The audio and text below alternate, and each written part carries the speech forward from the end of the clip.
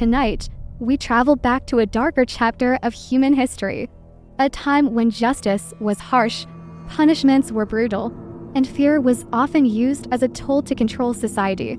Our journey takes us to the Middle Ages, a period stretching roughly from the 5th to the late 15th century, where laws were strict and the consequences of breaking them could be terrifying. But before we begin, imagine the setting: narrow cobblestone streets lit only by flickering torches, stone castles rising above quiet villages, church bells echoing across cold morning air.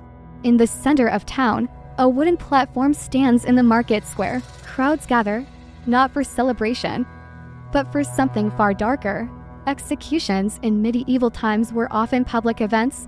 Authorities believed that punishment should be seen by everyone. The idea was simple: if people witnessed the consequences of crime, they would be less likely to break the law.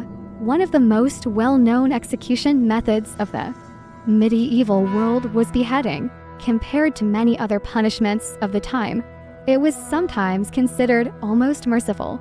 Nobles and high-ranking prisoners were often granted this form of execution because it could be quick if performed correctly. The condemned would kneel before a block of wood while an executioner stood behind them with a sword or heavy axe. A skilled executioner could end a life in a single swing, but if the executioner was inexperienced, things could become far more horrifying. Historical accounts tell of executions that required several strikes before the task was complete. Despite its brutality, many prisoners preferred beheading over other punishments because, compared to what else existed during the Middle Ages, it was one of the least painful. Another terrifying method was hanging. This punishment was commonly used for thieves, criminals, and sometimes political prisoners. The condemned person would stand on a wooden platform with a rope tied tightly around their neck. In many cases, the person did not die instantly. Instead, they slowly suffocated while hanging from the rope. Crowds would gather in silence, watching as the person struggled for breath. The entire process could take several long minutes. Executions like these often became strange social gatherings. Vendors sold food nearby, and people traveled from surrounding villages just to watch. For modern audiences, it might seem unbelievable, but in medieval society, public executions were part of life. Perhaps one of the most infamous punishments was burning at the stake. This method was often associated with accusations of heresy or witchcraft. During periods of intense religious fear, individuals accused of practicing magic or challenging religious authority could be sentenced to death by fire. A wooden post would be placed in the center of a large pile of logs. The accused person was tied to the post while crowds gathered around the execution site. When the fire was lit, smoke would slowly rise into the sky. For those watching, the flames were meant to represent purification.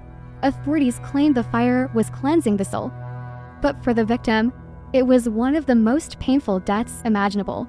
Another punishment that has become infamous throughout history was the breaking wheel. This brutal execution method was designed not only to kill the condemned, but to do so slowly and painfully. The victim was tied to a large wooden wheel. An executioner would then use a heavy iron bar or hammer to strike the person's limbs. Each strike shattered bones in the arms and legs. Eventually, the broken body was woven through the spokes of the wheel and displayed for hours, sometimes even days.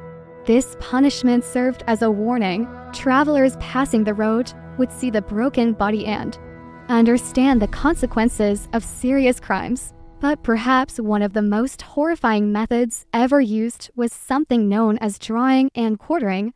This punishment was typically reserved for those accused of treason against the king.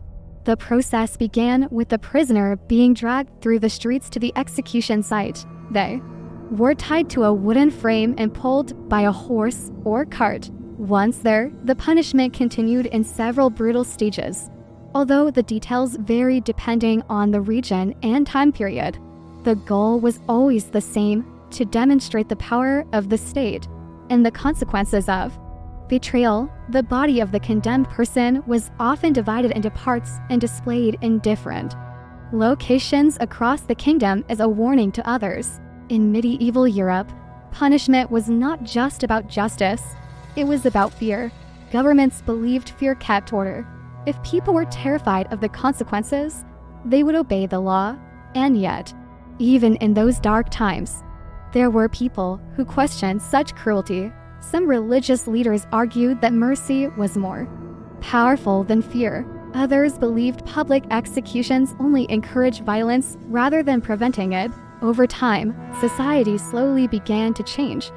By the 18th and 19th centuries, many countries started moving executions away from public squares and into prisons. Laws evolved. Ideas about human rights began to grow. Today, these medieval punishments remain part of history. They remind us of how much societies have changed over time and how ideas about justice continue to evolve. But as we look back at these stories from centuries ago, we also remember something important. History is not just about kings and battles.